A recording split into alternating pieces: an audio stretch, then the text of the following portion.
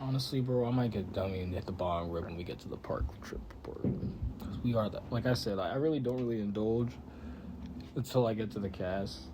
Or we're fucking... What you mean?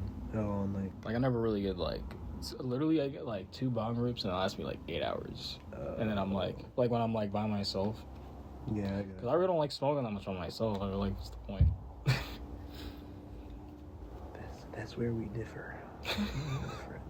Well, I used to do that. And then I've been smoking, damn, it's been close to a decade now. Gee. I didn't know you were recording. Yeah, no, I was just letting it roll now. When I started lighting the J's and blunts and stuff like a different way now, and they burn like way better, bro. Is it a new lighter? No, just light the tip. Oh, you're just doing a new technique. Yeah. Well, high rollers, ladies and gentlemen. Welcome back. Welcome back. Maybe, it is episode 13. Lucky number or unlucky number? What do you think? Depending on our home park trip report, it might be unlucky.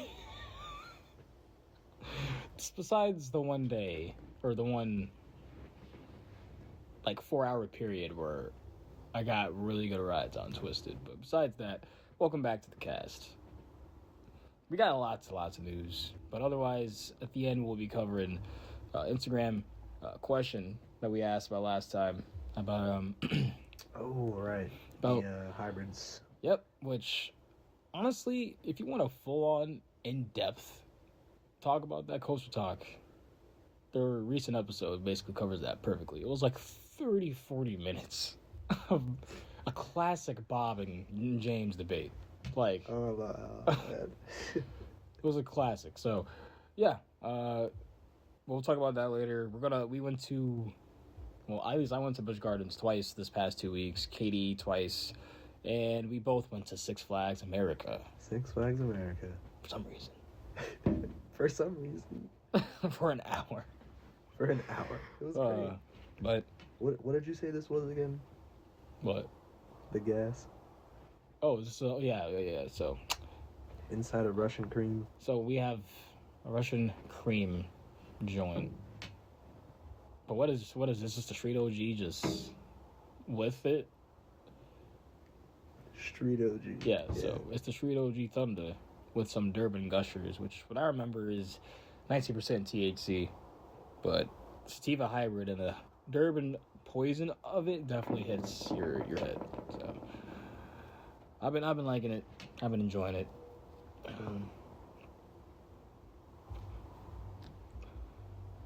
hopefully y'all have a drink and a smoke for this one, because this is the most news we've had in a while. Man. We'll be here for a while. Yeah. Let's jump in. We generally, when we both look at the news, we both generally have somewhat overlapping. A lot of it is, but this time it's it's we get this is a big slab of just whole different current events, or even just breaking events that happened today, which I'm really unfortunate about because I skipped on my December trip. So I was like, I'll do it another time. And now it's gone. So, but starting off with some of your stuff, this is quick. Palindrome still in pieces. Well, there's actually something even more down. Codaland is not opening until late 2024. So they pushed it back even more. Yeah. A whole nother, that's going to be 18 months, probably.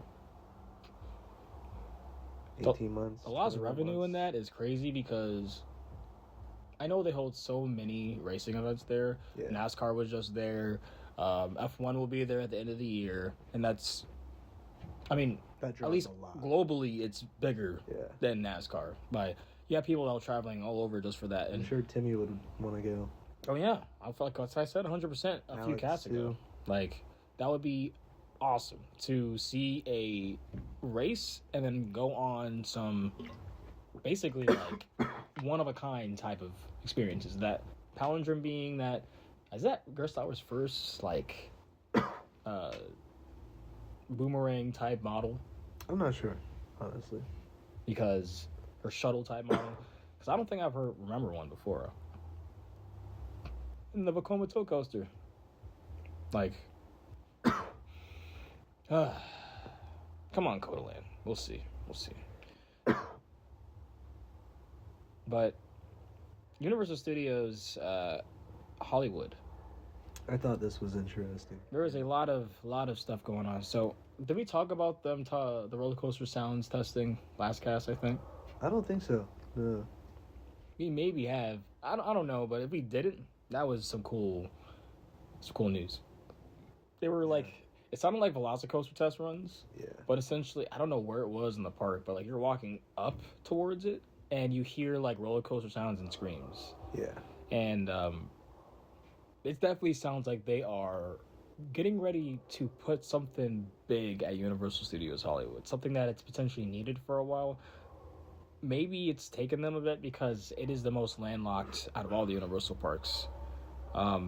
So putting something of that scale probably has to take some time. They're also, I mean, Jesus Christ. I can't even imagine, like, the amount of planning right now Universal has to do. Because that's just one aspect. They're doing all these destinations, experiences, Texas, New Gates, Vegas, yeah. Epic Universe, a rumored Port of Ventura. What is it? Universal of Ventura now? Mm-hmm. Yeah. Oof. It's kind of hitting, bro.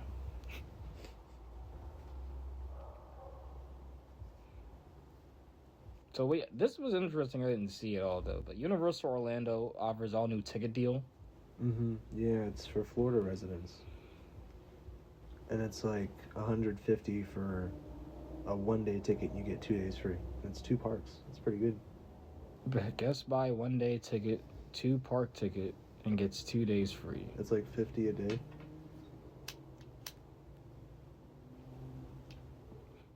Whether guests plan 3 separate visits to the parks or a multi-day vacation, there's so much to see and do at Universal Orlando with this offer. Florida residents get to explore the hold on-tight thrills and unparalleled entertainment that can only be found at the award-winning theme park destination.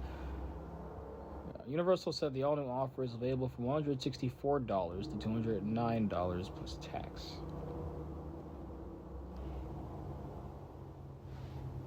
Yeah, that's interesting. I mean, are they really struggling to get, like, Florida residents in their parks? It's not like the parks are, like, not busy. Yeah. So I don't know what's up with that, but... Well... Codaland is just... Yeah, that's the news there. This is a somewhat new view, yeah. This is new of the Starfall Racer coaster coming to Epic Universe. Yeah. Bro. I need to ride more Max. That's all I gotta say. Let's go to Australia. Are they only in Australia? We just saw Bennett. Yeah. And he was hyping up what's it, DC Rivals. I mean, the buzz bars have been saying it's been good for quite a bit. Like, Australia, at least. They've been on the come up. And you got Taiga in Finland, right? But that's Sinsman. Oh, whoops. High rollers moment. I mean, my bad. It is weird that because, like, they went back to, like, their old, like, framing for their coaster track. Okay, I'll follow that up with Ride to Happiness. Yeah. There you go. Man, that ride looks wild. That's on the mock bucket list. So, a touchdown. Jesus, we're getting pretty baked. The National Weather Service has confirmed a tornado touchdown immediately in and around the vicinity of Great Adventure. It's kind of old news now since like the park's open for screen break, but which I guess like looking on a topic we'll talk about later in the cast, you can give them a little bit of slack now with like them in specific with the park opening. Because I think park openings have been a little rough. I'm saying this is it, bro. Yeah, this is yeah. So is a new Disney? God, why do we keep getting Disney on the cast? Because Disney is amazing. That's why. No. Let's see if they make this new park, which is this looking like a throw park. Sure, why not? Disney and throw park is just not gonna happen. But Iger says the company will invest $17 billion and create 13,000 jobs at Walt Disney World over the next 10 years. Now, a lot of people are just jumping and saying, yeah, new gate. But I don't know. It could just be a lot of new experiences around the already established gates. Mm-hmm. I mean, I could see a new gate. It's been a while. But where are you going to put it? You know, they didn't say specifically Florida with this. So. Well, they did say Walt Disney World. But he did. Okay. So that's why it's kind of like. Definitely wouldn't be Disneyland.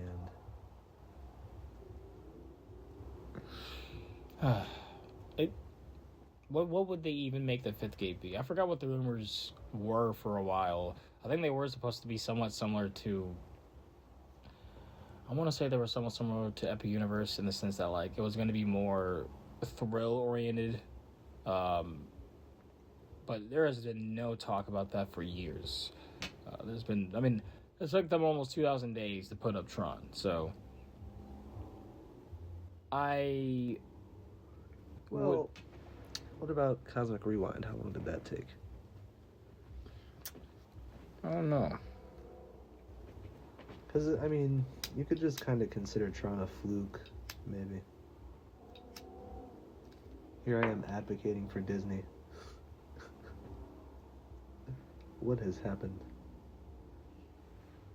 Yeah, I'm kind of mad about that, to be honest, bro.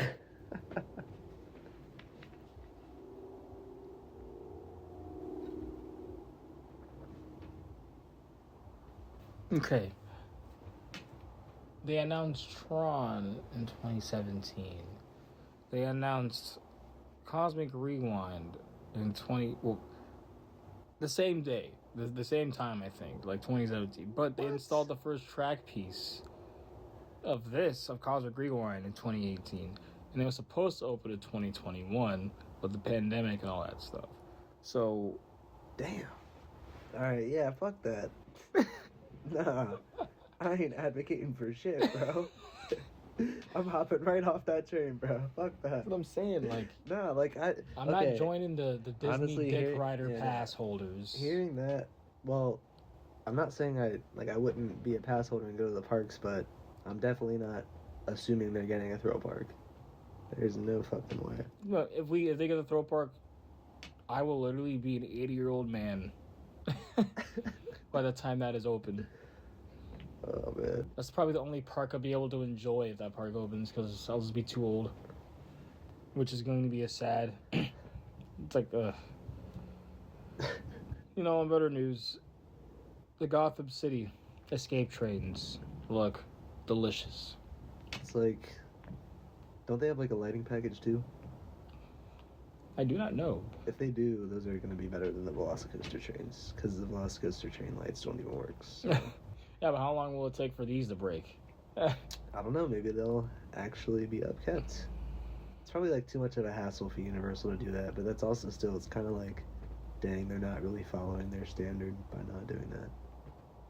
So I have looked at a few test runs of it, like, actually moving, and it looks interesting. It looks interesting for sure. The ending looks... Talking about Gotham. The finale does not look that great. It's like, it ends with a spike. Like, it literally ends like, you go up the spike at the end, back into the building. I think I've seen the POV. And then, like, you turn into, like, I don't know if it's a turntable or you back up into the station. I've seen the POV. But I'm like, that's an underwhelming, like, ending in my opinion. Because it's, like, not even a big spike. It's, like, a 50-footer. The ride isn't going to be that it kind of disappoints at the end, but like it was still a good ride. It'll still be a good ride. I think those trims benefit that ride because it's like supposed to be like a Batman drop where he does like a slow fall off of like the vantage point. Yeah. I think that's so. That's hard. That's hard though. I mean, the rest of the layout afterwards is good. Like, I think it's over a lot of Midway. With the theming, I think it's going to be up there in Europe for sure. Which I might as well stay across the pond. I'm going to go down towards some of my stuff here, where we'll go with some of the meme news. Did you see that a train caught on fire at a French park? Well, I don't even know. So, okay.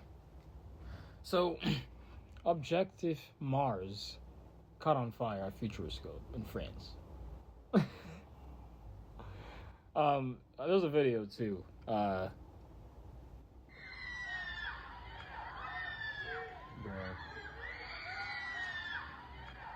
It was actually kind of terrifying. I haven't seen the video. They're still on the train, bro. Oh my god.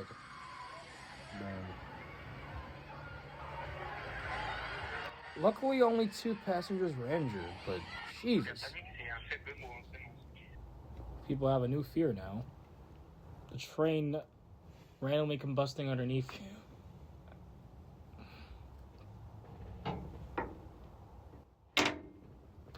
Crazy. I'm not gonna lie to you, Intamin.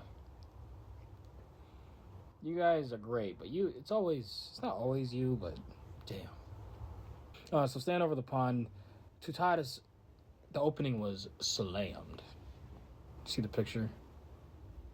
No. It's literally, there's no space in between the hundreds of people in this picture. Like, as you're just overlooking. Like, it's just heads upon heads. The Europeans were excited to ride, and it's been getting rave reviews from across the pond. People are saying it's up there with Terran, Ride to Happiness. So, and from the people that did shoot point of views that were there, it looked faster than what I was expecting as well. Has anyone from Buzz Bars posted in the chat about that? I don't think anyone's went in. Larson said he was going to potentially go in a couple weeks, I think. I don't know where Larson is now, but he was riding something now. I forgot what it was. I think he was local to Worlds of Fun or something recently. I don't know. But I know he said he was probably going to go to Toutatis. So he might be the first Buzz Bars member to chat about it. Alright, back over to your stuff. So it's looking like they might test Big Bear Mountain soon. Are there dummies on there as well? Yeah. Yeah. There's dummies on with trains on the track. So it's looking like it's moving along schedule very well for Dollywood so far. With everything they've been doing with that. That is one family ride I think will probably hit. I think it'll be a pretty good time. Off topic, I saw something today from Midway Mayhem about SeaWorld project updates.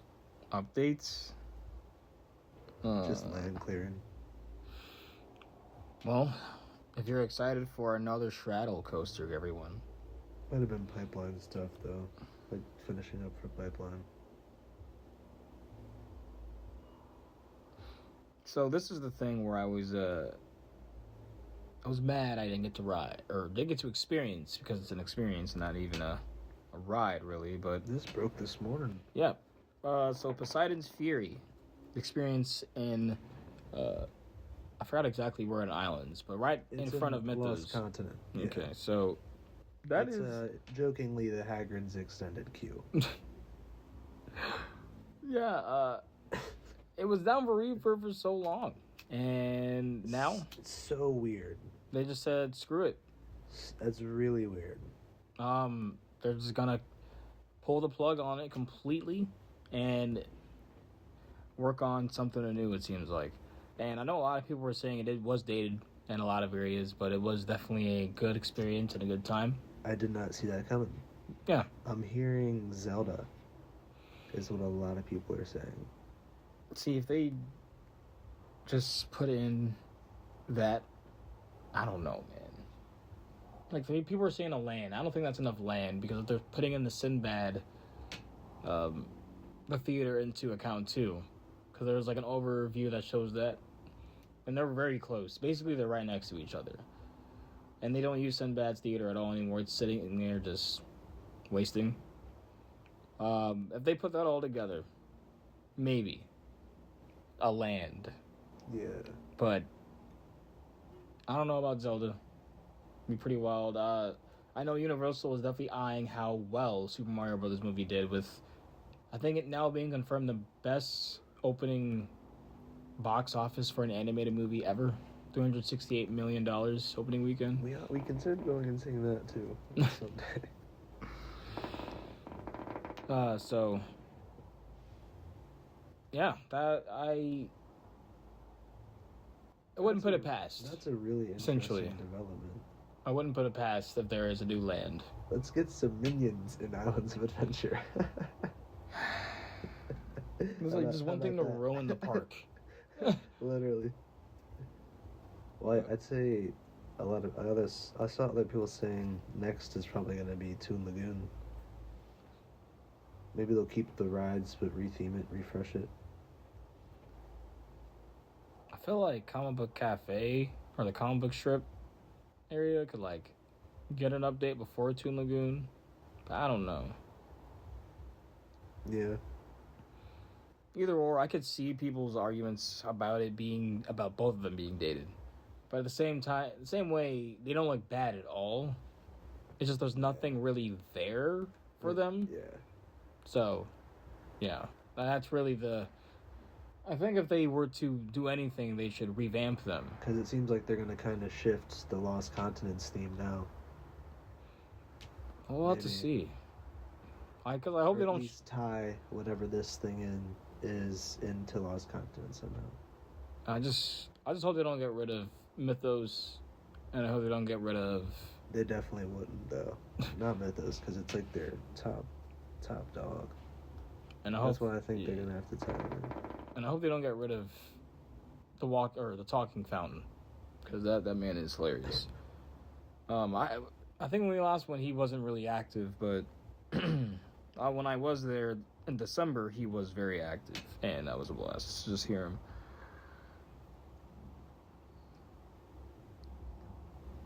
Okay, so Idlewild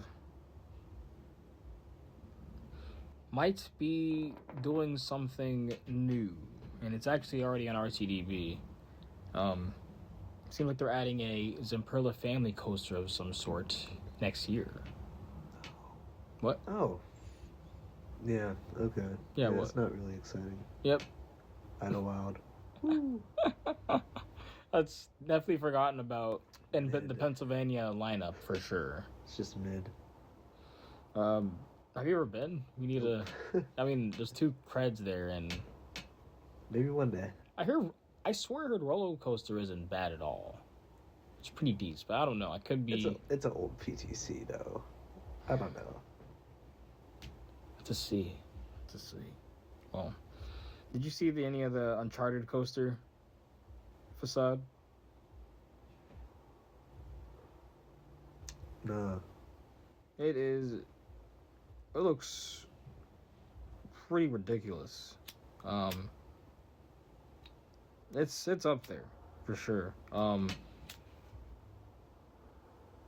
Like it's up there with like just top tier theme park theming, because you have the whole rock work, the housing, the cabin in the background. Wow.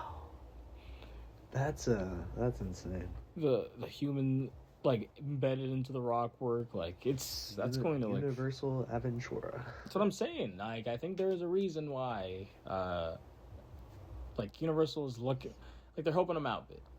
Yeah.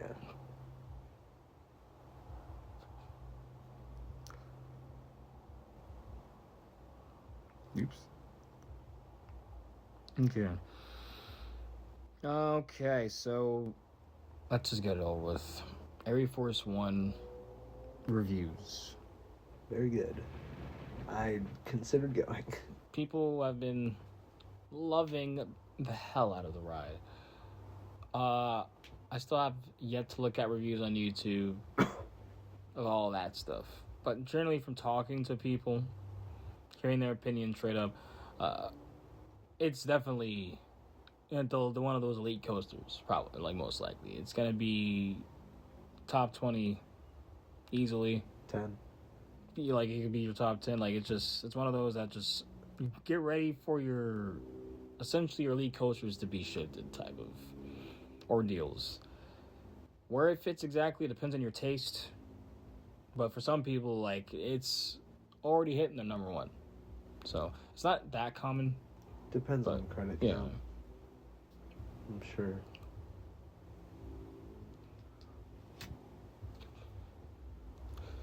I think the most prominent plays I've seen is top 5 and 10, like between like the 5 to 10 mark, which is still like that's a coaster I would ride all day. So I ain't if it's I ain't trusting if it's not a number one. Best coaster in Georgia for pretty much everybody. That's what everyone's saying. Yeah. Like they're saying, like, just spend half day at Six Flags Over Georgia, then rest of your day at ArieForce One. Because how close are they? They're like probably 30 minutes. Yeah, they're like mad close, I've heard. So, but if you want to get it in its untapped potential, ride right now. Because it's from the park operators that had said this too, right? That like the ride will most likely be getting a renovation in some states. What was the exact reasoning behind that? It's just running too fast. So there's like the programming with the brake run, the final brake run, it like overshoots it and stuff.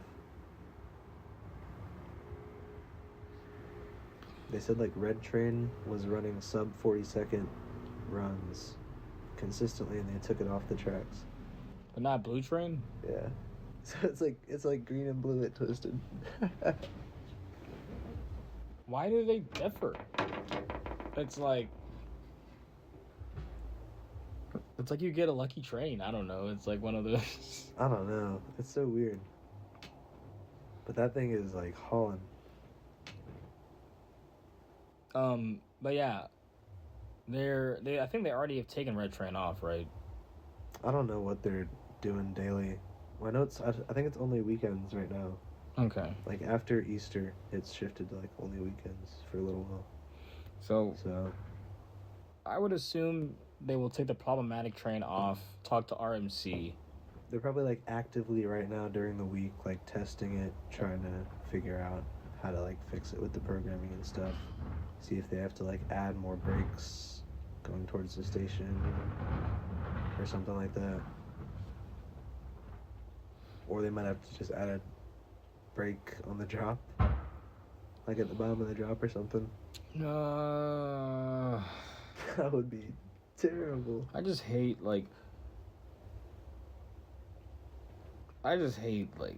brakes modifying to rides like that's why I like RMCs. Like they're generally made to run how they are, no trims, no nothing. Like there's no modification. Like it wasn't designed with the trim in mind. It's just blitz all the time. And I'm wondering if they can extend the final brake run somehow, because like if they kept adding brakes, wouldn't it extend into like the transfer track area or something? And then how would that work?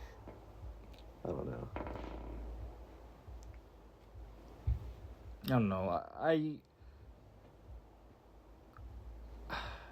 need to really see the layout because I feel like they could extend it. Clue. I'm saying this blind. I'm not gonna lie. But like I don't know the layout, so yeah. And it's crazy because they're already running one train less or one car less on this. Oh really? Yeah. Is it so it's 10 rows? Yeah. Okay. I mean, honestly, I don't know. That's interesting to hear that it's overshooting. I Yeah. didn't even know it was 10 cars or 10 rows. So I'm like, people give Intamin all the shit all the time. Yeah, when RMC reliability. But when RMC does the exact same shit, y'all are still gonna be going there this weekend to try and ride it. Crickets. And Steve was swaying, and everyone was like, "Oh, just trust RMC." Oh, that sway's nice though. Come on. I love the sway. And then Cedar Point was like, excuse me. We're having structural issues. And now our eyes not opening because of these structural issues. I feel like, yeah, I mean, it's not as common as Intamin, obviously, but let's not act like RMC does not have their set of issues. Especially now coming out with the single rails and what's happening with them and... Larson. Larson T-Rex. Screw it. Just talk about, like, why... So, breaking news literally before the cast. Why is RMC buying Larson International? Yes, the Larson that makes the infamous Larson loops. And also the really good drop towers. But, yeah, they're a flat ride manufacturer. I don't really understand. T-Rex track Larson loop. A 300-foot Larson loop, yes. Let's go. I'm for it. That might actually be somewhat fun at that point because they're going really fast. But oh, that'd be hilarious. Enough shitposts. I think they're probably just trying to edge into the flat ride market in an easier way. I don't. Oh man, I bet RMC could come up with some sick flats. That's what I was thinking. I was like, they probably could just come out with flat rides, in my opinion. But I don't know. They're probably trying to have a division or strictly Kangaroo. Bro, they can make Kangaroo just amount of these big, like a really big one. So you have like all this space. So you have like this somewhat of a layout, not a layout, but like a big, like it's still a circle. But you have like little bumps and then a big bump. So you get like popper air time, like this floater, and then you get like ejector, and it's like even bigger than the regular Kangaroo. And well, how would they make it comfortable for hitting the ground though? I don't know, man. They could figure it out. They already make the rides with the most aggressive air time somehow like comfortable. At least for me, it's comfortable. I don't know. Not for people's thighs necessarily, but at least I was surprised when I first rode my first RMCs, and I was like, I'm surprised my ass is not like, with air time you're just like thrown, but you're not Wild one hurt. Wild one hurt last week. Pretty bad. Well, those clicks were non-existent almost. You basically just rode with the left bar up, bro. Like, Bennett was like, what? No, Bennett was, oof. I mean, and then I got like one click over, so I'm like, all right, I'm not stapled, and then as soon as we got to the valley, it was... Dude, the valley hit so hard, and then I just flew back into the seat. Each ride I rode, like, oh my god, it got quicker, so I'm assuming it was definitely just like not really ran at all. I'll go back like on a random day in August when it's 90 degrees, and it'll be like insane. And the trim just slips. I hope. Like it doesn't even work. I can't believe they trimmed the end. That does suck. That's so Six Flags. So, coaster story. So we're a little bit past April Fool's now, obviously, but this was on April Fool's Day, and he was putting out a challenge, which this was the only one that got me because he was just so serious about it, so on the point and on the brand. But let me just go through these. Coaster Story's new insane challenge. Because let me just go quote from him himself. Ever since I completed the Disney Ride Global Challenge, everybody's wanted to know one thing. What's next? Well, how about every operating adult rideable roller coaster from all 54 chain-operated theme parks in the United States? Disney, Universal, SeaWorld, Busch Gardens, Six Flags, Cedar Fair, Hershey, Family Entertainment, Merlin, Legoland, Palace Entertainment, Parks, I don't know how to say that one. IB Parks Entertainment, Fun Spot, and some bonus parks and coasters. Every park, every coaster, all in one giant 8-week mega trip. Yeah, he kept going. How many credits was that? Bro, I don't even want to imagine counting up, but like, he essentially... Like he did it now. Did he count it or no? He essentially said, this is fake.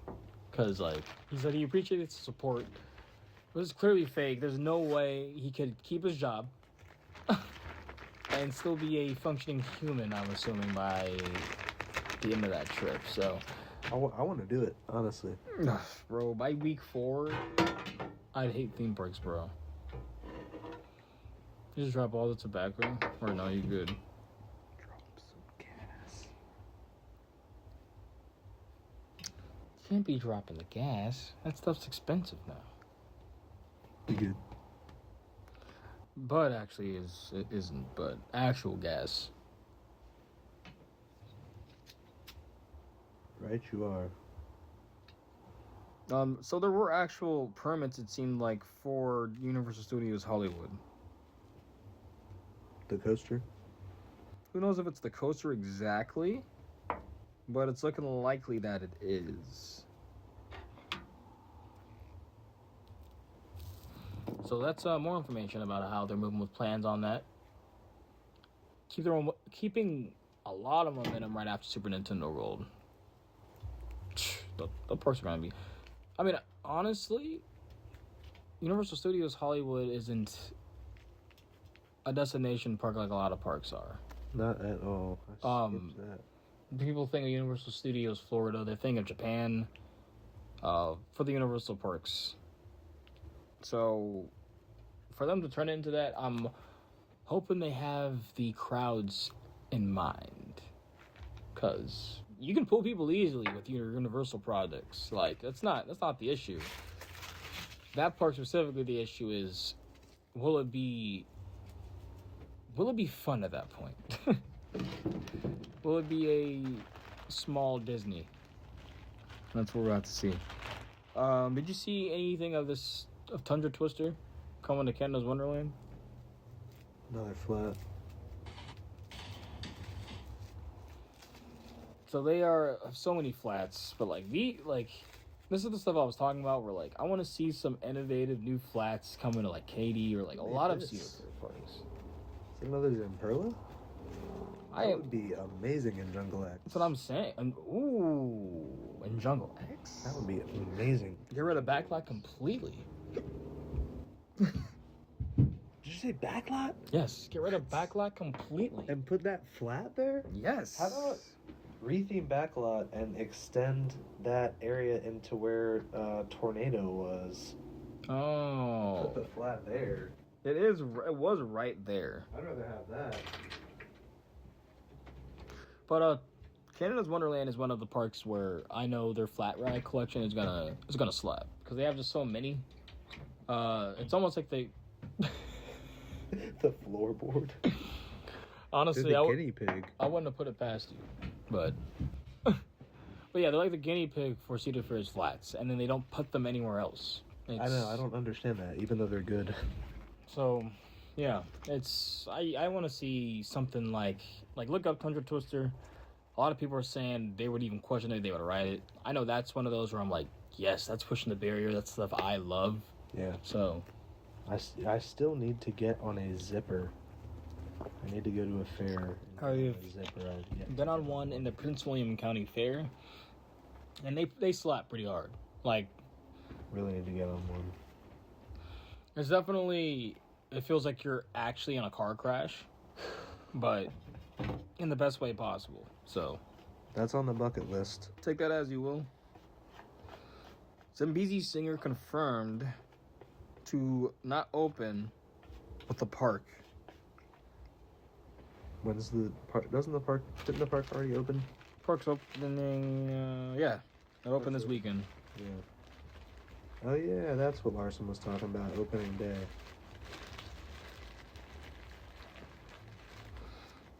But yeah, let's see. When the pass holder preview event is.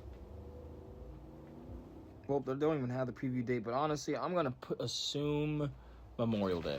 It's not opening with the parks. It gives them a month, 2 months essentially, to get everything they need done. And it doesn't look like it looks like it's getting there, but it still needs a little bit more time. I'm gonna love those progress pictures. So, this is more on the Great Adventure news, where they definitely sustained pretty substantial damage at Six Flags Great Adventure. They still ended up opening after some cleanup, it seemed like, but yes, definitely did affect the park, and the tornado hit right in front of it, or close to it. So yeah. Good luck to Six Flags with all that cleanup, and it's like Great Adventure can't seem to get a break right now with El Toro, and then a storm affecting, it seems like, the ride lineup at the moment. So this was very shitpost. I think I get how there's Katie stands now, Katie fanboys, because how the fuck did we win a park bracket? No, it's because they were promoting it on the Kings of Dominion story. Oh, okay. Nobody else was. It's like, I just think Cedar Point has enough pull. Like, it went through so much. I'm like, all right, it's losing to Kings Island now. All right, or losing to Carowinds. It just kept going. Yeah, I kept voting for it. I didn't vote. I was just expecting. I'm like, all right, it's had its time. It was just fun. You know, it got an upset or two. I'm not expecting it to win the whole thing. Granted, when I looked at the lineup, I'm like, there could have been quite a few more parks. Like, it could have been the European parks in there, in my opinion. But yeah, if it were just U.S., I guess that was fine. I think it was missing some Six Flags, but I don't know. It was fine for what it is. I'm starting to, just treat these as whatever.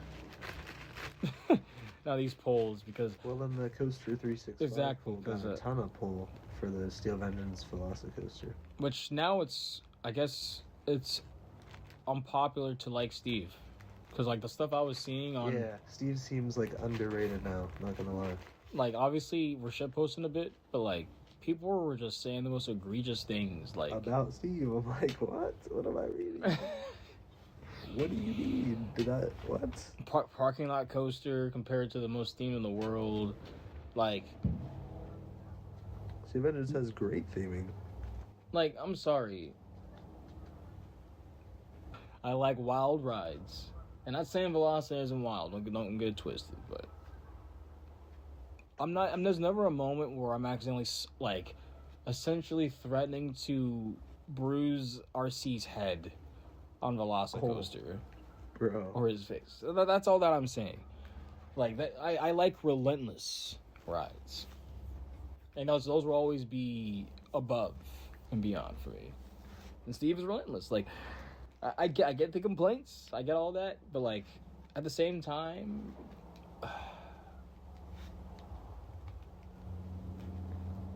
there's nothing like those eject, like, all that airtime on Steve. There really isn't.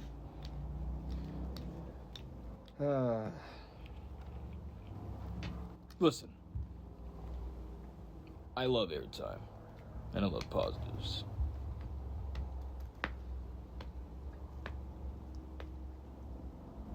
Where is it though? Universal implements drones over Super Nintendo World, and it looks awesome. Did you see this? I don't know. So this is a mystery box, like What? it's like those cubes and That's Mario, insane. and it's literally just floating above the sky. They have Mario jumping out of a pipe, floating above the sky in Super Nintendo World. Okay, so that has to be teasing like what's going to be coming to like Epic Universe, but even better, right? Universal, I can't wait for that day when it's fully seen as like they're the king. Like when they do that one thing where it's like, all right, it's official. It's official, like official, like Disney. What? What? I don't know about all that. What do you mean you know about all that? Well, this stuff is so I don't clean. know. Let me not advocate for. I can't believe you're advocating for Disney right now, bro. Nah, I think Universal will take over at some point.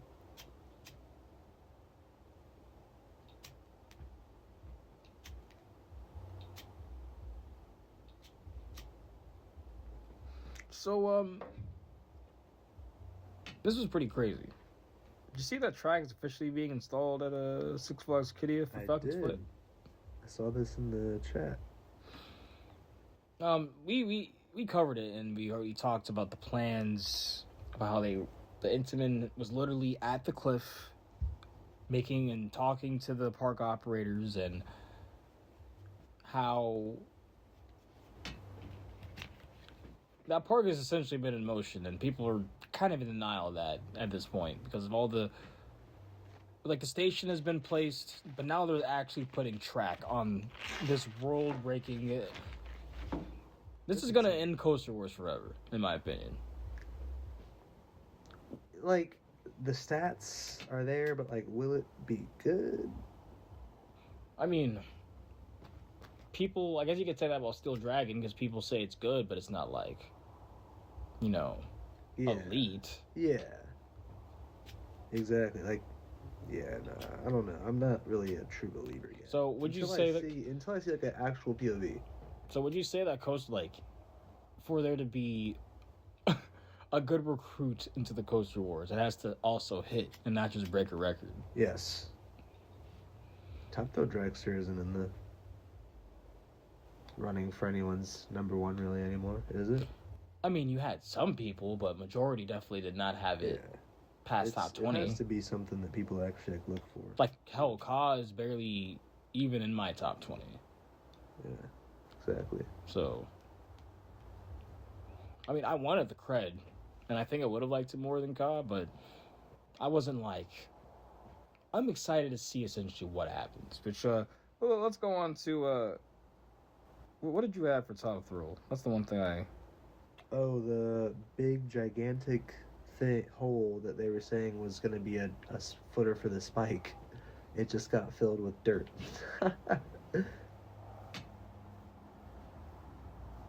Bruh. It did just get filled with dirt. That is, like, so shitpost. Like, I get it. A lot of content creators got to make their content, but we still don't know, bruh. Like, I honestly, I'm not a civil engineer. I don't know half of what the hell I'm looking at. I see construction, right? I'm making the assumption that it's still gonna be a spike, but, like, that is really funny. If, like, this whole ass cast everyone was talking about, and now it's just, I guess, essentially walkway around. I don't know what that could be. That just looks weird. It's very strange. It did get filled though. Like that like the let's see, Slam sign. So yeah. Larson, but that's the that was everything. Good. Yeah, it actually wasn't as much as I thought. But besides that, Steve, besides what the poll says is inherently better than Velocicoaster. Like Velocicoaster is the full package. I don't go that crazy because they're same tier, but no, yes, they're same. They're tier like for me, but if you put them in like a percentile of like 99.99999.8 9.9, like it's that close. Like it's just different strokes for different folks. People were like, what they were saying, I just gotta feel like I gotta defend Steve. It was pretty blasphemous. Like, like Steve is definitely like, I hate train ride, and like now I'm on the point where if anything gets popular, and then like it will just inherently get haters. Like it doesn't matter how good it is, because we're at that point where it's popular to hate Steve. Like you're in the cool kids club if you hate Steve now. Yet people would still be the first, like, as soon as they go to Cedar Point, that's the first thing they're going to when they... Now... Cap. I have seen a lot of Maverick being number one of the park recently, and I love me some Maverick, but and I'm literally wearing a Maverick hoodie right now. Let's not overstep. All right, let's not pull a hernia. Okay, that's a little too much. So let's cover the Instagram stuff now. As so for anyone that actually follows us on Instagram and knows that we sometimes post reels, the random stuff. I feel like a lot of roller coaster content creators don't talk about this, but like off season, if you didn't get a lot of stuff like just saved, like you just didn't have anything to post. Like you were you're just posting the same recycled stuff. Like I feel like no content creator talks about this because around January, February, you could even see like the general like people that always post stuff. They were like recycled or like, hey, why don't you check out this post? And it's like, yeah, we need to get to the parks. Some of that has been like that with us, but at the same time, busy boys. Like social media is it can be kind of draining. Just trying to optimize it as a creator, so apologies for that. Putting stuff up as we can. And we're going to go to the question here, which we'll go over the Pantheon one, because why not? So, I should have got more rides, but I only got 2 rides on Pantheon, and I have a refined view on it, I guess. But I put up a post today, and I asked people's thoughts on Pantheon. To go with yours out of the way, say it's mid, but you have it in your top 30 still. So, like, let me look exactly where I have it. It's still mid. After my ride on it, I'm tempted to put it. I need to ride Steel Curtain again this year, but I think Steel Curtain might go above it. Thank you. Totally agree.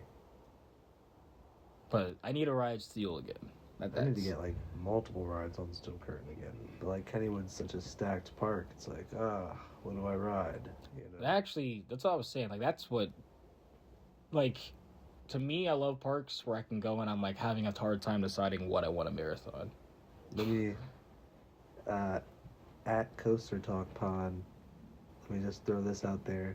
Kennywood is better than Universal Studios Florida, 100%.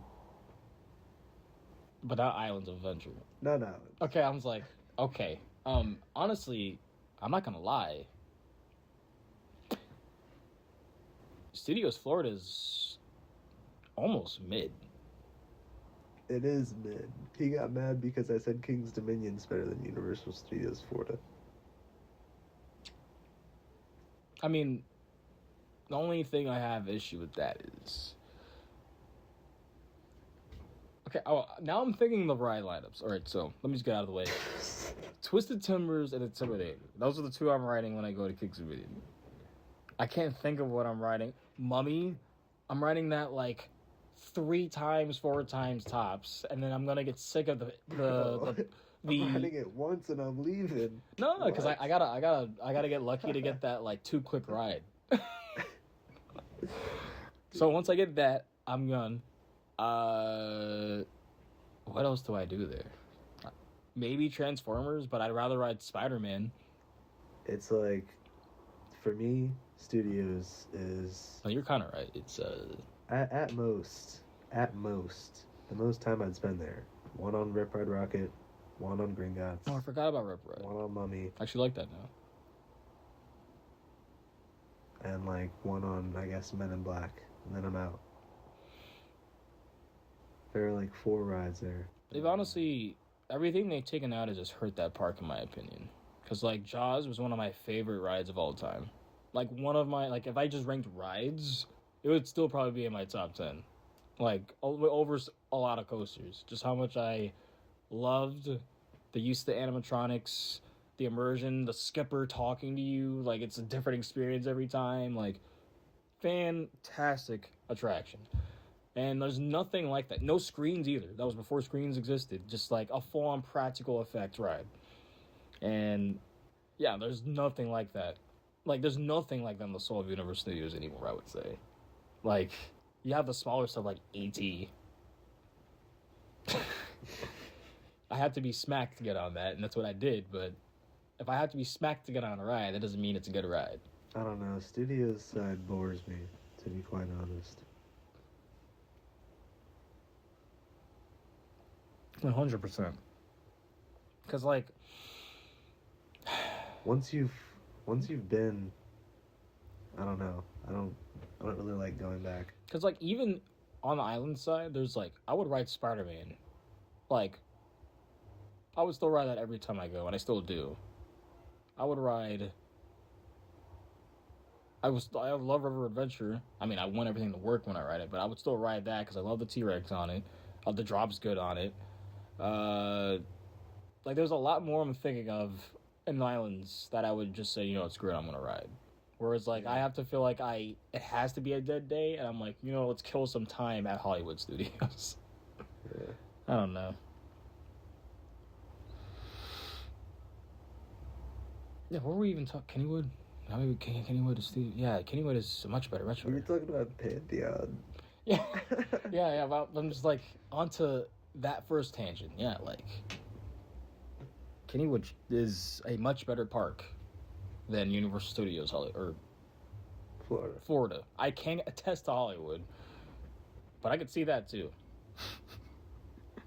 But Pantheon, it's great. Like when you're on it and it works, it's great. But it never puts us past that. You know, I can see why people have it in their top 10, hell, in their top 5. But it's personally, I couldn't. I couldn't. It's, you know, it definitely, like, the Outer Bank Hill probably hits the most it ever has. It's a front row ride, too, I think. Front left. I actually didn't get a left ride. I only got right. I mean, we got on and it was like, oh, no one here. We're expecting to just get a few laps and then go to KD, but... Yeah. But yeah, so we put up the thoughts about Pantheon. And obviously you said mid. CLT Coasters said, great, a little overrated. Which basically is what basically is what we think, I would say. Yeah. Like, it's just missing, like, a few, like, 700, 1,000 more feet. Missing a little, like, it's not, it doesn't really have the pacing. That's kind of my problem. See, I don't think the pacing... All shit posting aside, I don't really like the pacing of that ride. That's fair. It is weird, because it's almost like a constant... The swing, the swing launch is good, but then the pacing after the swing launch, it doesn't hit. It's like, it almost feels like B&M could have made it. Yes. Like... Literally. It's the weirdest paced instrument I've been on. It's paced like Copperhead Strike. Yeah. Like what? Yeah, it's definitely floaty and graceful when you're looking at an intimate multi-launch and you got Velocicoaster. You wanted to have Velocicoaster's aggression, but it doesn't. That's the problem. Now, you're still going to hate me for this? The stall is still better on Pantheon. Okay. It's not. I like the hang time. Now, Velocis has more whip. It does have that. Okay. But the stall, like, you're so low to the ground and you're hanging for so long, it legit feels like you're about to, like, grab the grass and then you finally go back over. And that's, I think, the only part of the ride that's the reason they have the height restriction. Is because of that near miss. There's, like, a support next to the top hat. I need to rewrite that ride. Good luck. At some point. Just flip a coin and then that's basically your chance in riding. So one more that actually there were more comments than I thought. Oh yeah. So we had Ride All Night Official said, was closed on my visit, rip. Revolton was close enough for me to be happy. Honestly, that's what happened with me. This past trip. On the Friday I went, I literally was like, this is ass. Of course the Italy bridge is closed, ass. Let me walk all the way around. Everything's walking around this park, smells like shit because literally it's just animal shit everywhere. And then I finally get there and I was actually super happy. I'm getting dizzy, getting good drops, not getting stapled on a good drop on Verbolten. I'm like, wow, that was actually not bad. And then I think Griffin moved up like 10 spots after my rides.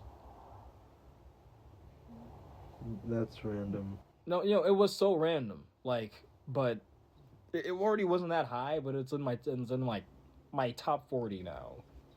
It's easily the best dive machine I've ever been on. It hits. I gray out every time. But like it's B&M. Oh yeah, Top 40. Yeah. It's just so mid. That's like where all the B, like if you look through, like all the B&Ms are like in top 40, they're like top 20. It's just so mid. The land of mid. They're all battling, and then every time I ride, they're like, "Oh, that was pretty good." They just go up over another B&M. So it's not like it's accomplishing anything. I'm not gonna lie. If you put every North American B&M in one park, it still wouldn't be better than Islands of Adventure or Holiday World.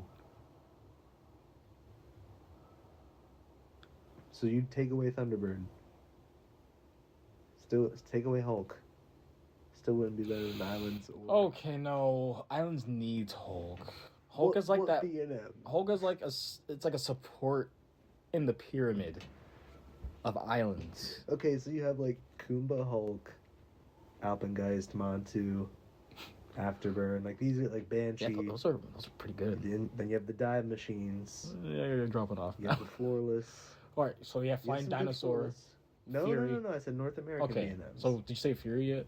You have Fury, you have Leviathan, you have Behemoth, you have Mako, Diamondback. I don't know. No. So, actually, I'm not gonna lie. That's what I'm saying. Like you have all of those in one part. That's a lot of. You're just. But then it's like all of these coasters are kind of mid. I don't even want to ride them once at least. I mean, I would just be at Fury. Like.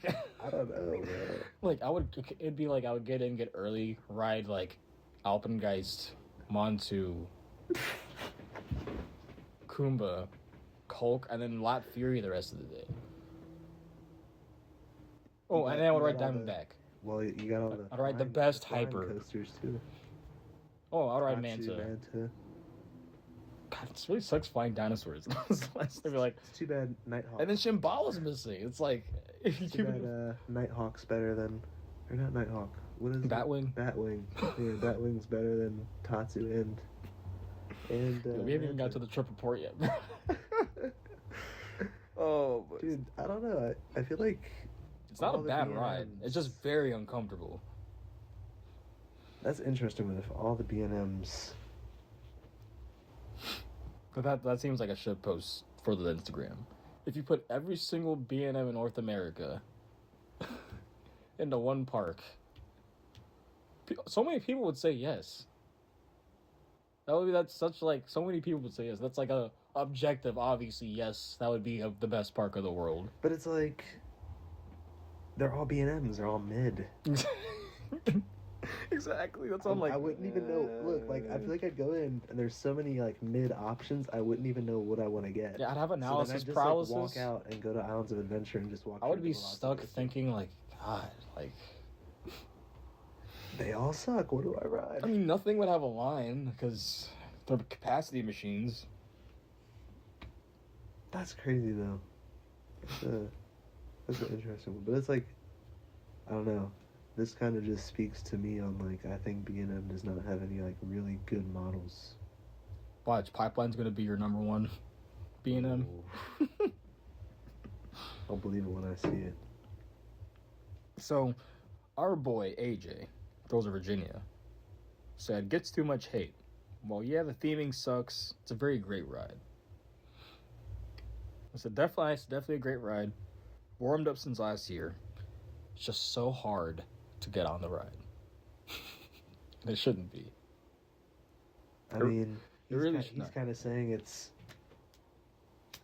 overhated. Yeah. I kind of think it's overrated, so. Well, yeah. Like, I can see both sides of it, right? I do think there are, like, your aspects where you're technically overhating it, where you say it's mid, when it's still... True. In your top 30. That's true. Like, it's still a great ride, and you would still ride it if it were open. But I said, like, all shit post aside, it's just the pacing after this one. No, because it is weird. Like, you get this weird... Like, the Zero G Winder I love, Honestly, do love that. And then the section, they couldn't do anything between that to get it to the switch track. It's just that's how they had to do what they had to do. But yeah, then the first launch does really nothing. Actually, the free fall is good. And then you get the ejector pops and the spike, and it's like yes. And then you're in the front, you get ejector over the top hat, and you're like yes. And then you get a float ejector and overbank. Like oh. And you turn, and you're like, oh, it's not really lats for some reason, even though I'm going 73 miles an hour. Then 73. Yeah. I think it's the bottom of the top hat where it reaches that. But yeah, like it's definitely missing positives for me. And whippiness. Like it's not like out of control. It feels very contained. And that's great, you know, that's a big reason why people love B&Ms. The people that out there that do love them. It's just making me think that Maverick's way better than Pantheon. No, it shit's all over Pantheon. It literally is like a dog. Close. It's like a dog like wiping his ass on the rug, and the rug is Pantheon. Like, oh, it's such a good ride. And shout out to everyone that was actually like giving Maverick love when I was wearing the hoodie to the parks, because I was not expecting so many people to be saying that for Maverick.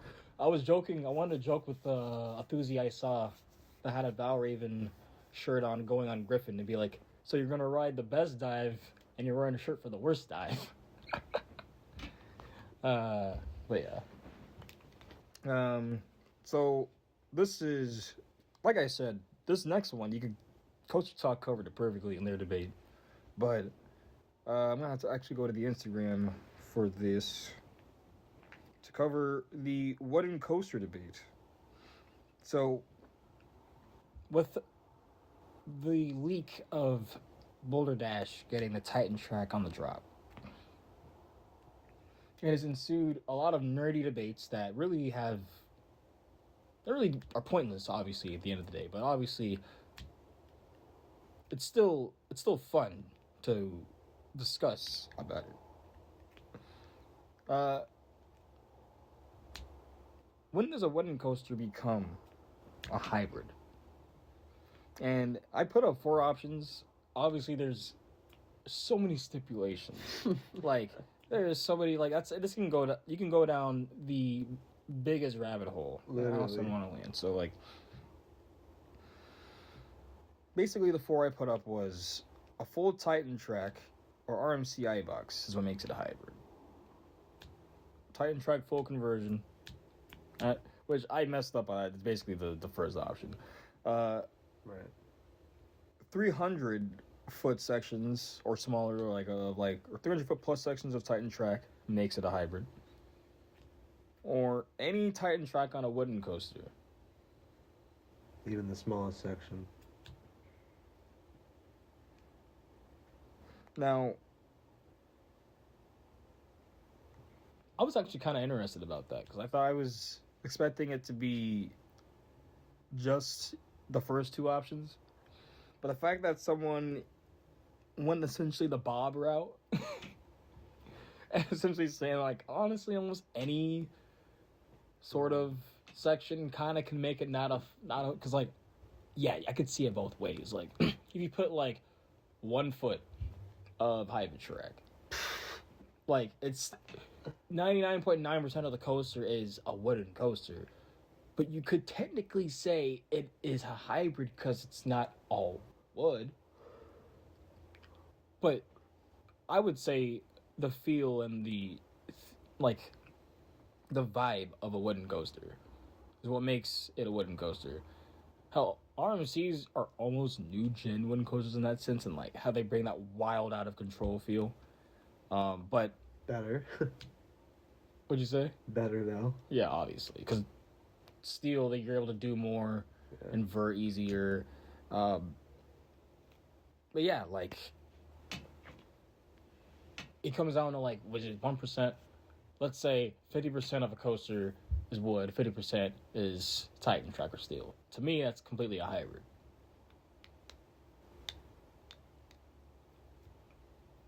To me, because it's like having like a mix and match ice cream cone, like a chocolate vanilla or a chocolate and a vanilla, and you put it in. it's not just one anymore, it's two. It's a hybrid.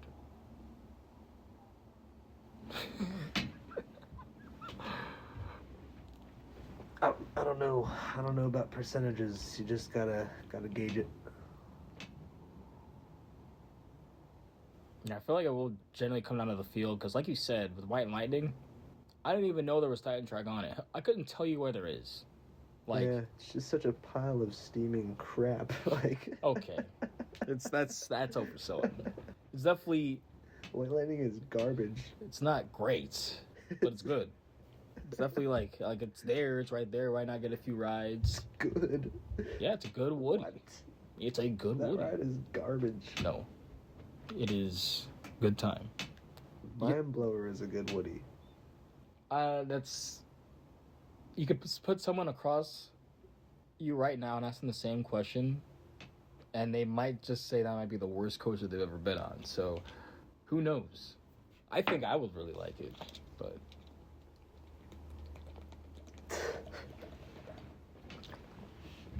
Yeah, White Lightning is hot garbage. But yeah, you can go into semantics about this conversation all day. It really depends on. It's just like it's kind of like the coaster credit situation, like how some people will count clones, some don't. Some count kitty credits, some don't. All that. So each their own. So yeah, thank you all for the participation on the Instagram for the questions, and also thank y'all for the support on the Gwazi reel of the reaction after. In fact, if you guys have seen the reel, what kind of ride has ever given you a reaction like that? That should be the next question. Exactly. Like, what ride are you just mind blown after that one ride you ever? It could have even been like a situation where you thought the ride was so bad, and then you got a re-ride, and then it just exponentially improved. Like, just such a good ride, and you were just mind blown in the brake run. So we're not gonna do coastal this time because we're in person, obviously. So none of that. But we are going to. I guess now it's time to pull out the next J here. Talk about our trip reports. Get some water. In that case. I was waiting for that, bro. Oh, you're good, bro. So technically, we just had a second half because we just took a little break here. But coming back from it, I'm looking at King's Meeting's Twitter, and what's an ASMR video you want us to do? It's like King's Meeting asks. What? I'm shit posting. I'm tempted to post Intimidator. Something related to Volcano. You know, it seems like kind of niche content, but I was thinking of like doing something where it's like I do an hour long like just video of just like the plazas or just showing a ride or a plaza override like going. It's like an ambience. Yeah. Like from a distance, kind of, right? I could do that too. Almost like you're there. It's almost like you're immersed in the plaza. That'd be cool. I-305? Yeah, I was thinking of that, like testing it with that, just like placing it with my tripod, like somewhere to where it's like you could be as if you were sitting there. You should get like a vlogging camera and do that on a tripod. That'd be pretty big. The only issue is, I really hope I gotta find I can't think of any way right now that doesn't involve me standing with the tripod. So like I legit might need to get an actual tripod and do that. Yeah. But that doesn't seem like that big of a deal. Otherwise, trip reports, because we're talking about the parks here. We went to the home parks because they were, and this is going to kind of go into a tweet talking about general park openings. Because, what was it in?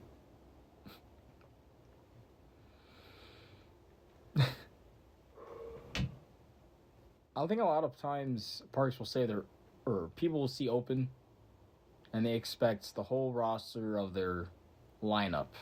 And a lot of times, yeah, off season, they're teasing and talking about refurbishing and building up the parks, getting it ready for opening. And I can see people being underwhelmed when things are closed. The opposite of opening. So, at least when I went to Busch, I forget when I even went. It was last Friday, 2 Fridays ago at this point. I went to Busch and Kings Dominion that day, and I went right in the morning. Like, I got there 30, 40 minutes after opening, and my two favorite rides in the park were down. So I was like, well, what kind of ride? I guess I'll try to get on Griffin. That was down. And I'm like, so you're telling me I can get on Apollo's, Loch Ness, and Tempesto? And didn't you ride Tempesto? Yes. I was like, you sad man. When I saw the ride count, I saw Tempesto. I was like, you sad man. You went and you rode a Skyrocket too at a Seas Park. Oh, I was like, yo, it's not bad. I'm just like, I just drove 2 hours to ride a Skyrocket 2. No big deal. And a morning ride on Apollo's Chariot. No sweat. I don't think it can beat the 2.5 hour drive to ride the Christmas Town morning rides on Apollo's Chariot in the freezing cold. God, that's just painful and bad. I don't know why we did that. Me and Colin, bro. Down bad. I mean, that was back then. You guys are like, we ride coasters to ride coasters. We're up now. We'll just fly to MCO and go ride Velocicoaster in the winter. We're good. So I just found myself over at Verbolten. Just like, and it was kind of cloudy too. So I'm just like, it wasn't even good to take any pictures, and that's what I really went for. And just like, this day is just not great. The Verbolten for some reason is very consistent though. Like, you can get on it, and it's always a good time. They don't staple ever, so you're never like, the drops are always good. The drop track is better than Hagrid's though. Just a little snappier. I don't know. Zier versus Intamin. Yeah. But the view was great, and yeah, like just walking in on that. They finally opened Griffin, and I don't know if it's the age of the ride getting to it, but the past week or so, like from when I was there until this past Friday when I went back, it was actually having quite a bit of downtime. And it's a B&M. I literally waited like 20 minutes for a back row because it went down right in front of me. And I was like, you know what, screw it. Like, my day was so mid after I had freezer burnt pizza. And you have people trying to argue with me in Discord saying... Best House? Yes. Wow. Oh, okay, you know what? Let me just go into that real quick. So... Now I want to order pizza, I'm not going to lie. No, good pizza sounds good right now, but I was kind of excited because I'm like, you know what? They actually brought back the German food at Fest House. Last year, I swear, it was very heavily reduced or not even there. It was actually the German sampler plate there, and I'm like, that's great. Why is there a big line here, and why is it only at this food line? And then they're not telling anyone that line is only for people that want pizza. And that's generally what I wanted in the first place, because I just wanted something quick. I'm like, let me just get in, get out. I'm going to go to Katie. So I'm waiting for like 10 minutes until finally someone over behind the food says, oh, this is, did you want pizza? And it's like, yeah. Oh, you got to wait in that line for the order and all that. So I'm like, why is pizza being made to order right now? It's pizza at an amusement park. So I get it after like 10, 15 minutes. I sit down, and I get fries because I'm like, oh, whatever, bro. Just whatever. The fries... hold up, bro. You need it. Man, I need a drag for this, because, like...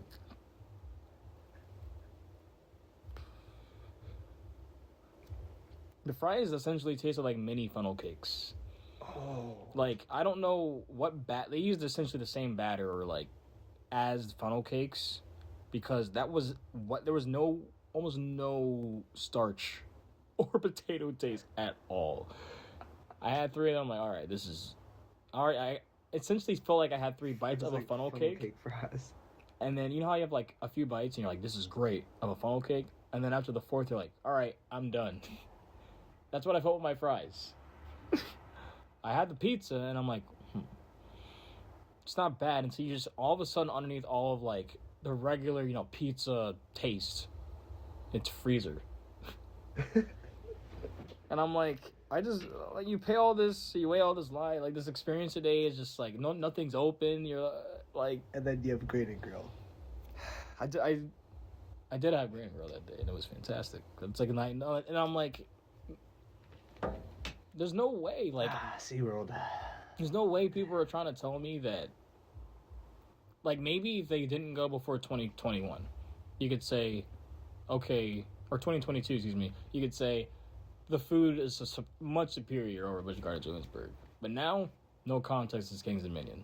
I feel like all the SeaWorld parks are like 1-hour parks now. Other than Tampa, because Iron Gwazi Marathon, but yeah. Which I guess is not bad. It's like if you have a pass, go in, hit what you want until it breaks down, and then go to Kings Dominion. Yep. So. Like, it's insane. I went to Kings Dominion after that, because I waited for Griffin, and then went over to Kings Dominion, and it was sad being in the park seeing the big red beauty and not being able to ride it. But yeah, I know. Very soon. Hopefully before Memorial Day too. Nonetheless, the Twisted Rides, 16, by the time I got there, chilled. It started raining halfway through, and went from light to a pretty just steady, like, it just rained. Like, there's no questioning of the drizzle anymore. And then it went into dusk because I was riding. My Buc-ee's hoodie went from like a light gray to like almost a shadow black and how dark it was. Sure.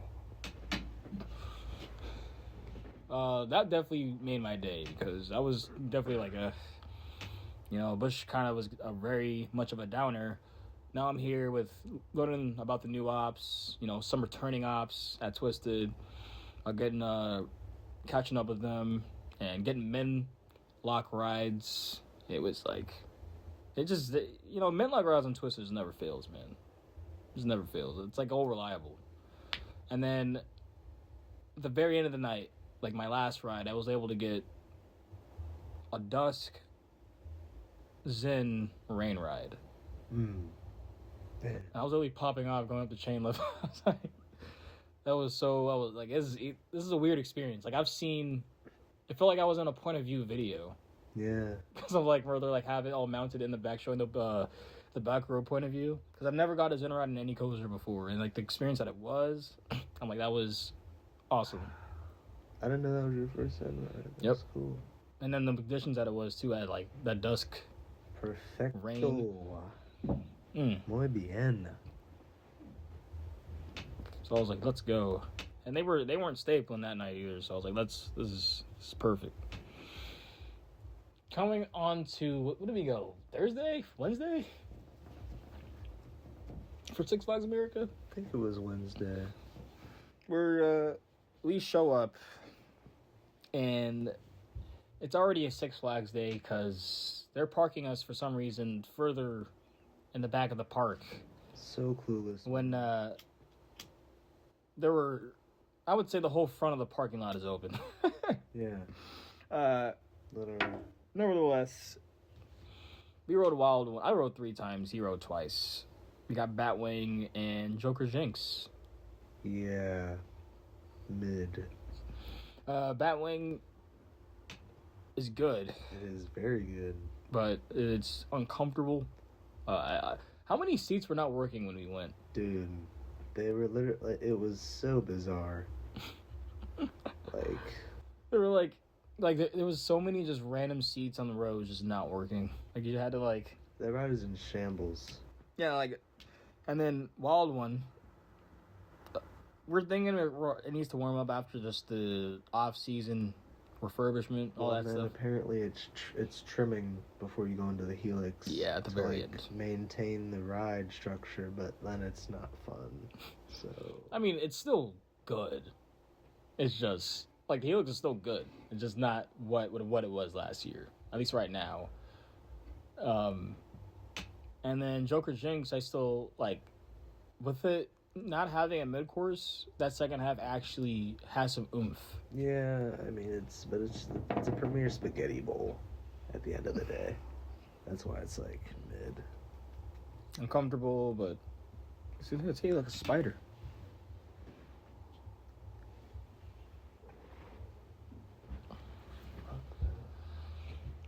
But yeah, Six Flags America. You got I got stapled heavily on Wild One, and you got 5 clicks above me. Proven. Like he literally stapled himself, and he still had a click to go. Like that, and then riding Twisted this last Friday with the guy that proved to me like body types are so. Like, that's the main reason why people like certain ride systems, in my opinion. Because, like... It's OP. PTC. So the fact I get stapled like I do, and you just get so much room is just wild, bro. It's just insane. Like, I'm not even trying to get it for the enjoyment. I'm getting it because it's not... Like, it's comfortable. Like, I want to have some room. I'm not even trying to ask for 1 click or 2. You know, Did you hear? The Grizzly Tunnel's not being rebuilt. That's what Bennett, Coaster Dolphin, was saying. Yeah. I wonder if... I hope that's not true. I hope they do end up putting it back together, but if they don't, I guess I could see it. Even if... That's just sad, man. I don't like that.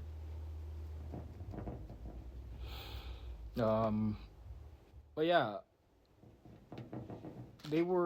We at first thought they were kicking us out for the screen break, but that's literally only on the weekends, and I really don't think they should have done it at every single Six Flags park, because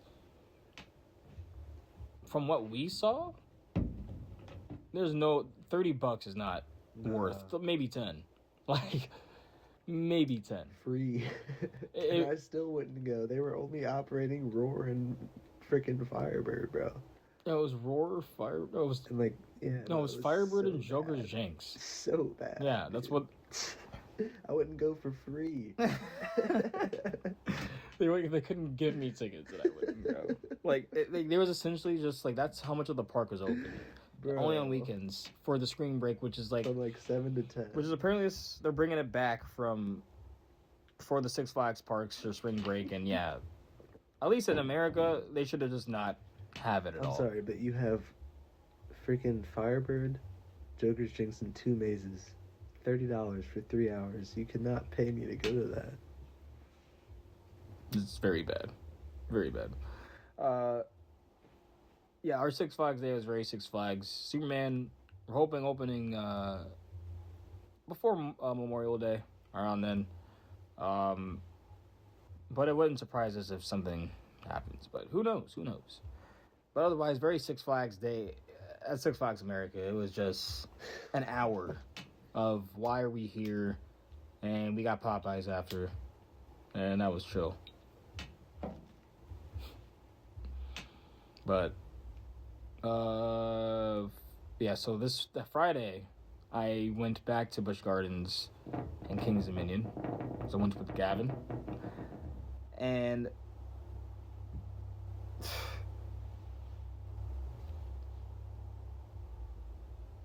let me tell you.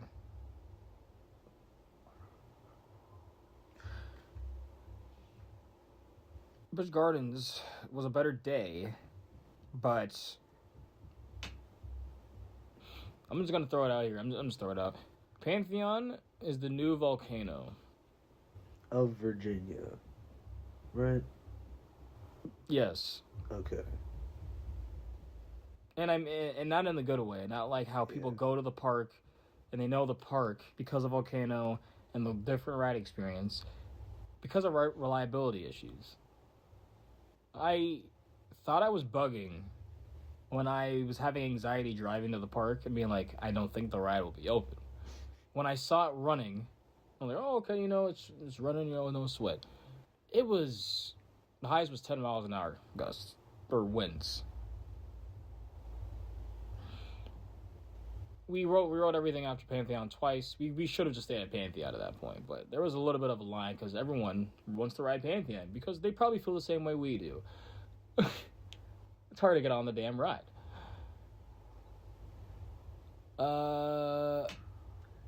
So we did everything and came back, and then after this, we were gonna get a few laps to go to Kings Dominion. Everything was chill so far. The operations were great so far. The park seemed like it was just open and running. Honestly, I can't even... Like, the park itself was fine.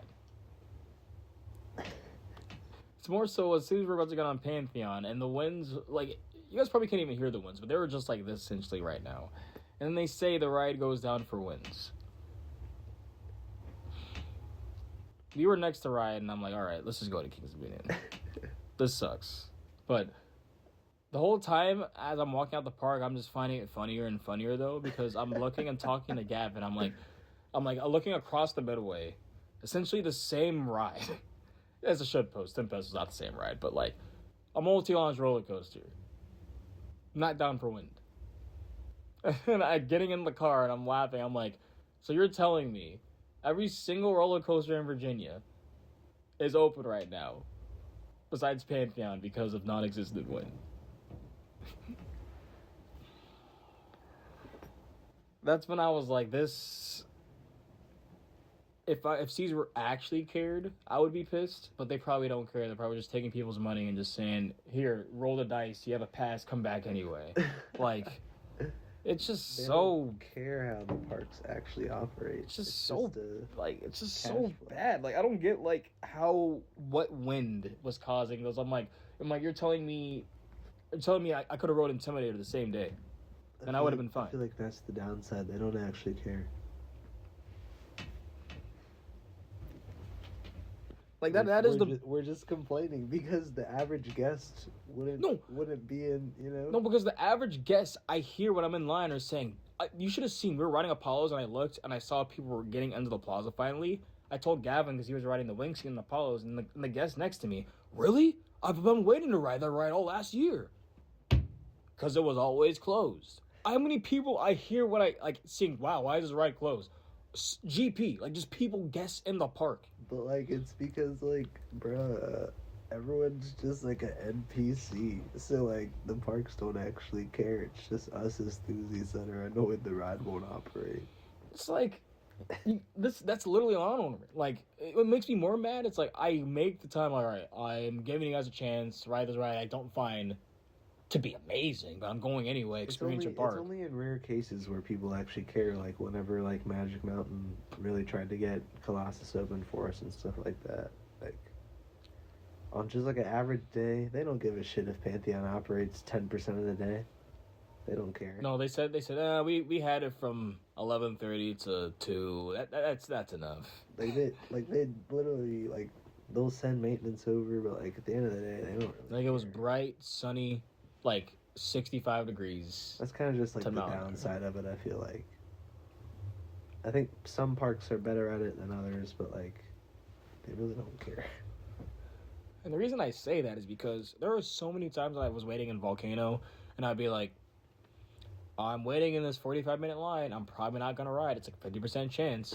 And 3 times on Pantheon now. My very first ride, I almost didn't get on. The cold, that's reasonable, all right? That is reasonable. The ride just opened, it could roll back. Second time, I'm stuck waiting for an hour last summer because I'm like, I'm only want to ride Pantheon at this point. I'm going to just ride Pantheon. I'm riding this and leaving. And then I see the mechanics finally come and wipe the drive wheels with a napkin or a towel or something and then reopen the ride. And I'm like, uh-oh, okay. Then this happened. And I'm like, no wind, and you close the ride for wind. And I was like, this is Volcano 2.0. Straight up. I have to literally go there with the most perfect conditions to ride Pantheon. It's absolutely insane. And it's not like it's a top 10 ride. Ugh. Shameful. It's kind of like trying to get on Dragster. Not gonna lie. Kind of feels the same. At least Dragster is a standout that that is a one of a kind, literally one of a kind coaster. 420-foot strata that you will never go 120 miles an hour with any other coaster that fast. For Pantheon, there's a few multi-launches out there I prefer over Pantheon.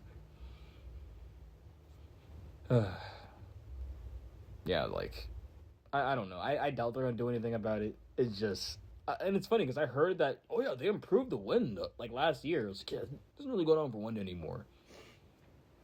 Yeah, all right. I need to literally be out there with a wind instrument, with a meteorologist, and tell people, oh, my clothes. Wind is above 2 miles an hour. Did you feel that gust?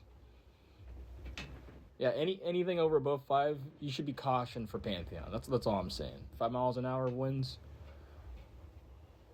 It's pushing the ride. It's pushing the ride's integrity. Shit. Now, the real reason is the wind is supposed to be because it might roll back on the launch. But I'm like, Tempesto is doing the same thing all day. Hell, I want to say the top hat is as tall as... It's very close to the same height as Tempesto. I know the spike is taller, but... But it's Yeah. I don't know. And then, the thing is, Pantheon doesn't even valley. You can just relaunch it. What? I don't know, bro. Yeah, that's the real reason Pantheon is mid, in my opinion. It's not the layout, not the pacing, none of that. It's the fact that it is... I feel like I have to literally roll a gacha game spinner to get on sometimes.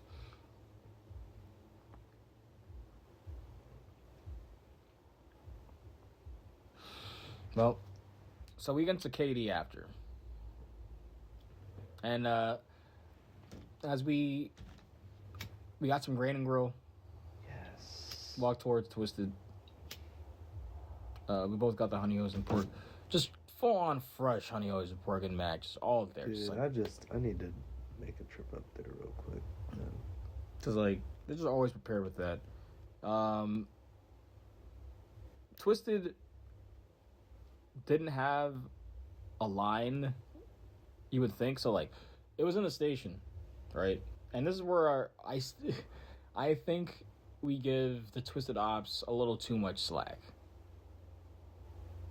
Or yeah, we give them too much shit because they were essentially universally yelling moving people around. You know how when you get to the station up the stairs and there's that wraparound before you get to the actual rows in the station, and you know how a lot of people will just sit there and hold up the stairway.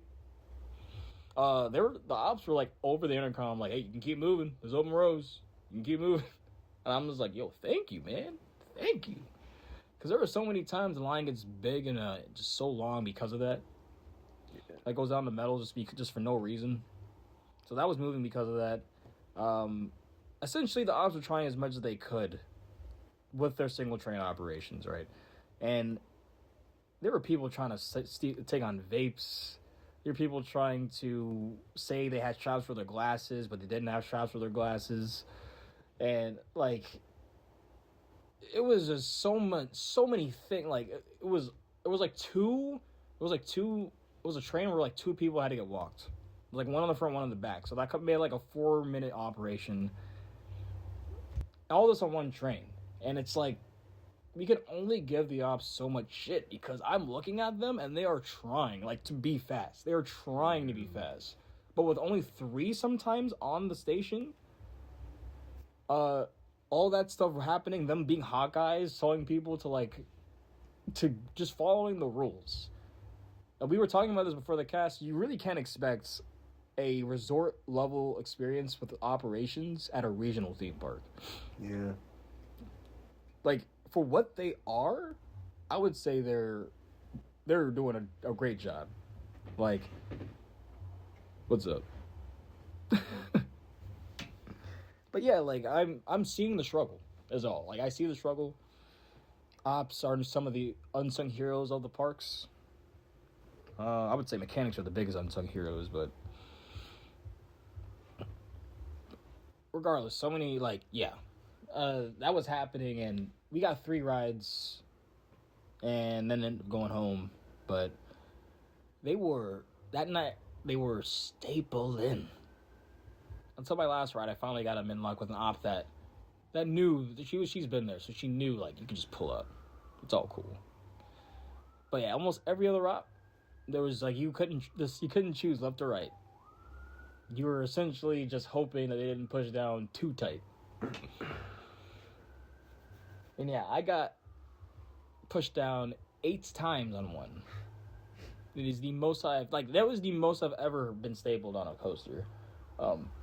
If I were on Gwazi, if I were that stapled, I probably would have had to take a break or something. Like, I was in pain after that ride. I just hope that, like I said earlier, a lot of times, people want to not be stable for the experience. But the experience goes 2 ways in the sense of enjoyment and comfortability. Like, I don't need room just because I want dummy airtime. I want it because it's comfortable. And being essentially plastered as a part of the train is not comfortable anymore. It makes the ride not fun. So yeah. Otherwise, we walked around a bit, saw what was happening at the park. Got a race 75 ride to look at Intimidator. Because that big thing is waiting for us. Ugh, fuck. That's so shitpost. Yeah. That ride's mid. They need to open. I got it's like the smallest amount of floater at everything. And then the gravity group section, you get for some reason, it just seems mad faster at the end. But it still doesn't really do anything. I don't know. Yeah. But yeah, you can look at Grizzly over at Twisted, and I would say it's basically done. From what you can see, all the parts are there. You can see all the pre-cut track sections, pretty distinguishably. Rebuild that tunnel. That's it.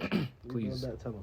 Otherwise, yeah, I feel like the park openings kind of fall under, at least the ones I experienced with my home parks, they fall under a lot of what was happening. Because, technically reiterating what I was saying, but, Man. yeah, I feel entitled, I guess, sometimes, or some people feel entitled to go and get a perfect day at their home park, when you gotta realize it's still a park. Things will not be open or perfect, but I think parks need to better advertise what is open and what is not, and if they are truly and officially open. Because I don't know if I would say maybe Busch is officially open, but King's Dominion, I don't know. I feel like there's quite a few missing restaurants, and the Delirium's not open, Drop Tower's not open, the Hurricane Harbor. And they're teasing a new restaurant, too. Yeah, I need to call that on the cast. Because it's so gross. But yeah, because I'm about to go over to, before I go over to this tweet, I'm going to try to look up so 8042. Attention, Engine House 75. All hands on deck. I repeat, all hands on deck. Smoke has been spotted at King's Dominion, and it smells delicious. All loaded up. Ready to go, Sparky?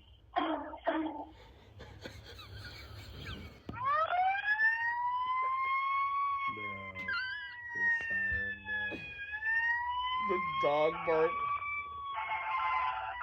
Bro. Sorry, but the user's mailbox can't accept more messages. Oh, okay. It's a Sparky Smokehouse. I'm sorry, but that was so troll. Dude, I'm hyped. They couldn't have gotten, like... Oh, Bro, I'm hyped. that quality just made me laugh. I wonder how that's gonna sound on the cast. Because it sounded really bad already over the phone. Nah. Like, we're gonna get, like, some Cedar Point level brisket and... So you think they're gonna just move the brisket from Country Kitchen over to there because, like... There's brisket at Country Kitchen? Yeah. Well, hopefully this brisket will be good, because if there's brisket at Country Kitchen, it's I hope they make it more Virginia-based. Like, give me some greens. Some, like, southern, like, barbecue. Yeah. Sweet potatoes. Baked beans. I think I already have baked beans. I like baked bean stuff. But, like, this is going to be, I think this is going to be, like, good stuff. Like, Cedar Point dining. Some of the good stuff at Kings Island. Hopefully a touch of that.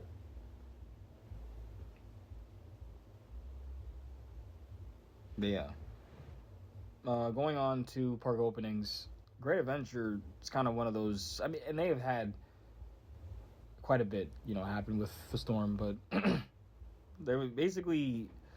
This is from the Coaster Spot, or Coaster Spotting on Twitter.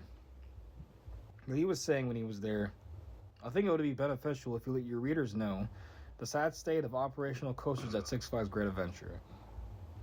Mine Train and Medusa won't be open until Memorial Day weekend. El Toro is TBA until summer.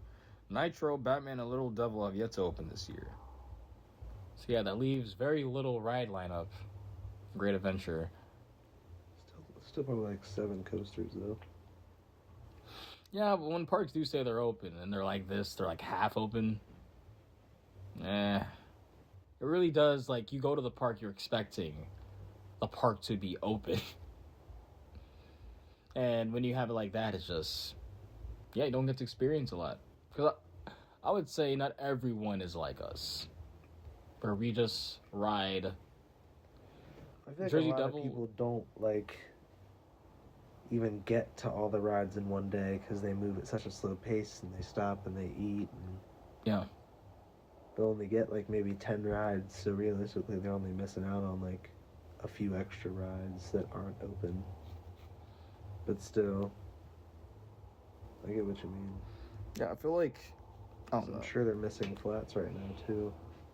Yeah, that's why, like, a lot of people are wondering, why isn't certain parks open? It's like, I think this is the reason. Like, it's hard to find people at this point in time for staffing your parks. And then... yeah, like, you have to make money still somehow, so you're going to open it, and then people aren't leaving very happy. I've been in KD where their days have been like that, where, like, for me, I'm fine because Intimidator and Twisted are open, but for the general public, like, Racer is down for some reason, Flight of Fear is down, like, Tumili wasn't open yet, so it was like they were just, like, nothing there. Reptilian was still down at the time, so the people at the guests, like, regular guests were just like, wow, nothing's open right now, so I can understand that, like, at least I'm surprised they have co-open with all that, all those rides being down right now, but, yeah, like... And for, like, night rides, I'm pretty sure. Mm-hmm. That's pretty cool.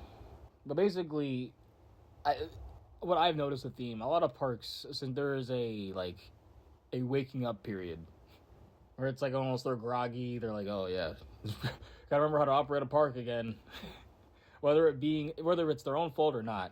And then normally by Memorial Day in summer, generally, they're, like, shooting on all cylinders. It's fine. And yeah. So, I think for a lot of people, a lot of them are trying to make, like, early trips to get stuff out of the way. Probably try to, beat crowds, hit parks they haven't been to. So that's why when this happens, it's a little bit of a bittersweet. Like, I want to, but there's no point when everything's kind of half operational. Just going to wait till around Memorial Day, kick it off. Yep. And that's also why openings are so packed. Yeah. Like, because everyone's like, I know this is opening, and this is guaranteed open, so I want to go here and guarantee that. But yeah, that was everything we had, I'm pretty sure. What was the... What do we want to send off? Some shit posting, too. Oh, yeah, so... What was the shit post before the question that we're giving everyone? Which I forgot at this point. Well, the question is, I don't remember. I'm not gonna lie. We'll throw up something for you guys to talk about when the time comes, so... Just be privy on the Instagram is all. Yeah. So what was your shit post? To end off. Well, I was talking about the shit posting we already did. Oh. Yeah, Pantheon is Volcano 2.0. All the B&Ms in one park. Is Islands of Adventure still better?